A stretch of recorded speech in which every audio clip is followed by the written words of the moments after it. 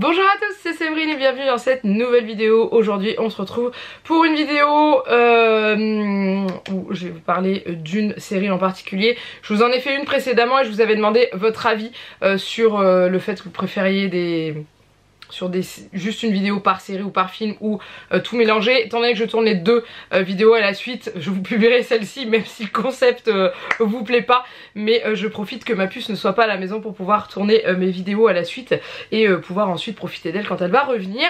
Donc aujourd'hui on est parti sur une autre série qui est sortie depuis un long moment, que je n'avais toujours pas regardé, et il s'agit de Squid Game.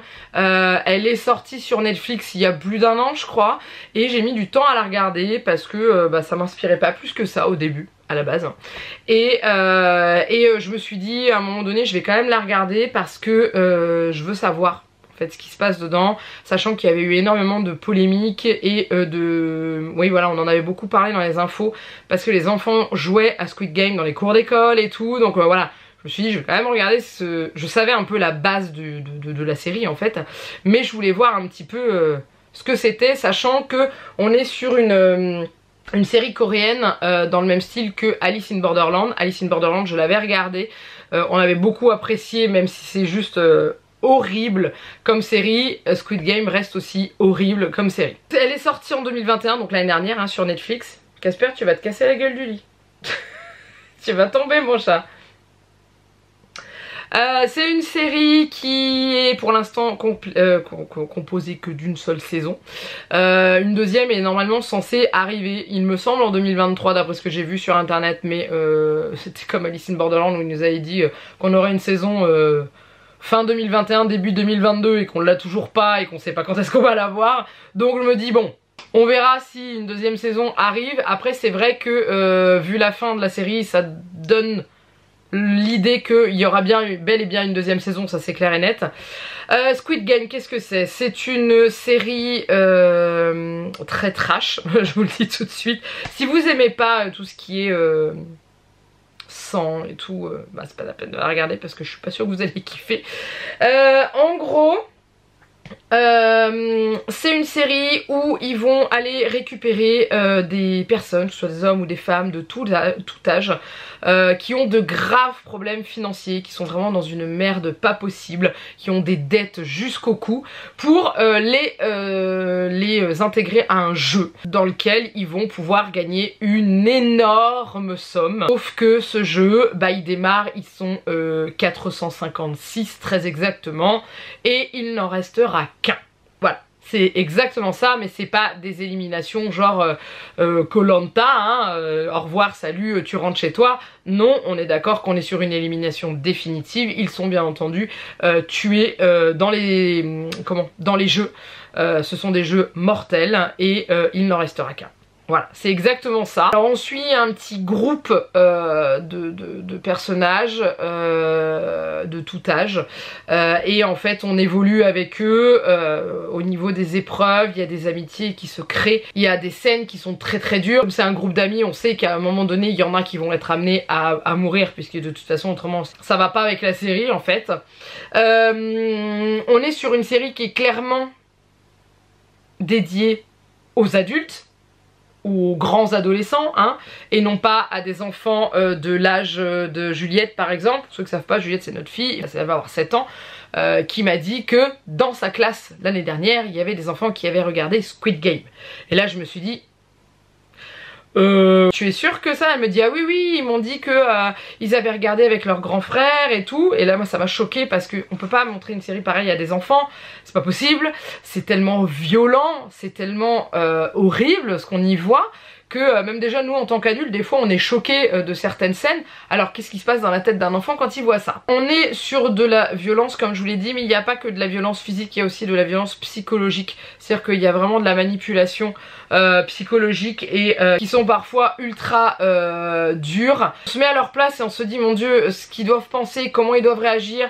Voilà, il y a des fois ils se retrouvent face à des personnes qu'ils aiment, à qui ils ont lié quelque chose, et ils savent que y en a un des deux qui doit perdre et qui du coup doit mourir pour pouvoir passer à l'épreuve suivante, et c'est juste horrible. Quand on a vu dans les dans les bandes annonces, dans les choses comme ça, avec le fameux 1, 2, 3 soleil, avec cette poupée géante, cette scène là, c'est le premier épisode. La vache, vous démarrez le truc et tout et vous êtes choqué en fait à plusieurs reprises en vous disant ok, ça rigole pas, il démarre à 456, limite ils sont divisés par 2 dès le début tellement que c'est directement lancé quoi. Donc en gros ils se retrouvent tous enfermés dans une grande pièce avec au démarrage 456 lits qui au fur et à mesure vont être enlevés au fur et à mesure des départs. Voilà, et avec un cochon tirelire au-dessus de leur tête qui se remplit à chaque fois qu'il y a un mort. En fait, plus il y en a qui partent, plus le cochon se remplit. Mais c'est une somme absolument incroyable et qui va recouvrir toutes leurs dettes en fait. Et c'est pour ça qu'ils choisissent de participer à ce jeu. Petite chose, je vous donne pas plus de détails, mais si vous n'avez pas encore vu la série, et ben je vous conseille, et que vous allez la regarder, hein, je vous conseille de regarder les murs de la pièce où ils dorment au fur et à mesure qu'ils enlèvent les lits. Je ne vous en dis pas plus, nous on l'a remarqué qu'après, mais je vous dis de bien regarder les murs et vous comprendrez ce que je veux dire. Quand on voit à quoi sont prêts les gens pour de l'argent, c'est effrayant, même si ils sont arrivés à un stade où ils n'ont plus aucune solution pour pouvoir rattraper toutes les dettes qu'ils ont eues.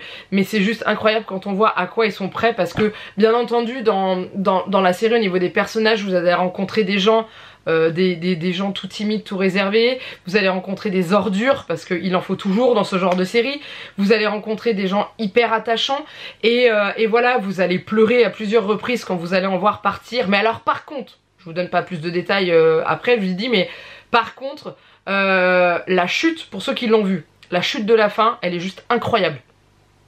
Le dernier épisode, j'ai vu ça, j'ai fait oh, mais non.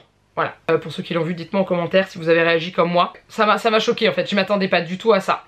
Et d'ailleurs, au niveau des épisodes, pour ceux qui l'ont vu bien sûr, quel a été pour vous l'épisode le plus dur à regarder? Honnêtement, moi ça a été l'épisode 6, celui avec le jeu des billes. Cet épisode-là est juste très dur psychologiquement parce que y a très peu de violence dans celui-là, à part les exécutants, mais psychologiquement il est dur et j'ai eu beaucoup de mal en fait parce que c'est celui qui m'a le plus touché, qui m'a le plus rendu triste, mais vraiment triste et voilà, et c'est souvent ça.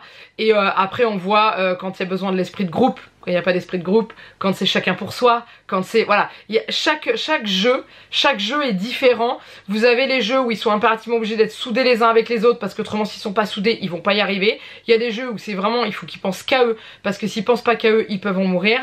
Voilà, c'est tout ça. Et il y a, je sais plus combien il y a de jeux, mais jusqu'au final, au fameux Squid Game, qui est pareil, juste... Au moment où vous revoyez ce début de vidéo, je vous reprends après une coupure d'une demi-heure où j'étais au téléphone avec Juliette. Du coup, je m'excuse par avance si je me répète sur certaines choses, j'essaierai de couper au montage. Mais je crois que j'étais pas très loin de la fin de cette vidéo.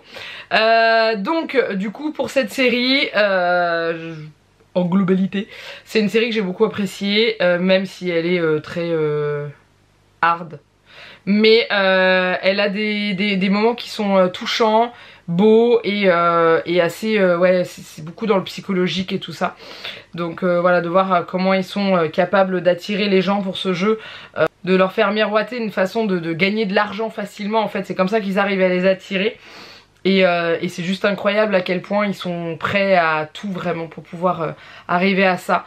Et c'est une expérience qui marquera le ou la gagnante à vie. Et en fait la fin de... Je vous la dirai pas, hein, partez pas, hein, mais juste pour ceux qui l'ont vu, la fin, honnêtement...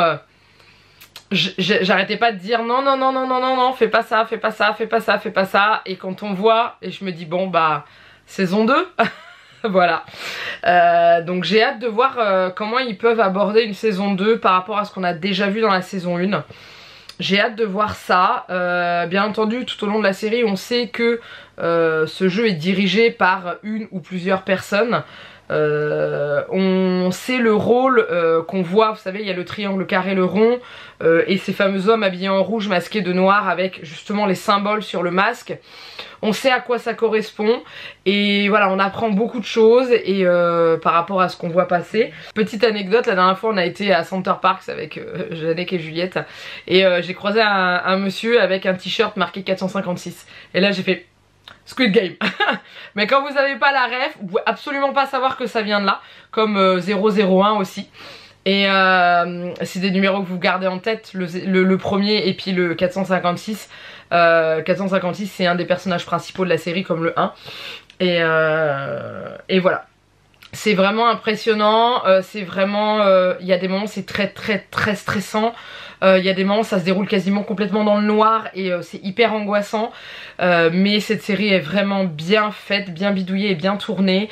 Et les acteurs sont top. Je m'arrête là pour cette vidéo, j'espère que ça vous a plu. N'hésitez pas à me dire en commentaire si vous l'avez vu, ce que vous en avez pensé, si vous avez envie de la voir ou vous hésitiez encore.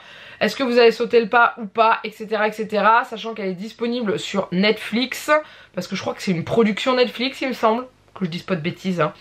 Et croisons les doigts pour que la saison 2 n'arrive pas dans trop longtemps, comme pour celle d'Alice in Borderland. Ceux qui n'ont pas vu Alice in Borderland, c'est dans le même genre. C'est une histoire de jeu aussi, mais pas la même chose. Là c'est pas, on leur demande pas leur avis, on les laisse pas entre guillemets choisir. Parce que dans Squid Game vous verrez qu'à un moment donné ils ont un choix. Mais dans Alice in Borderland ils se font happer en fait dans cette dimension là. Où ils se retrouvent confrontés à des espèces d'épreuves horribles hein.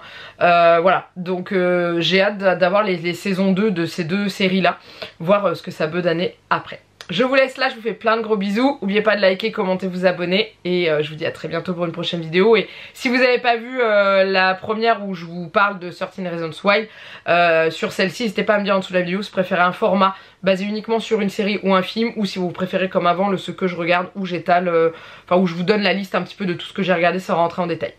Voilà, je vous fais des bisous. Mouah, bye bye.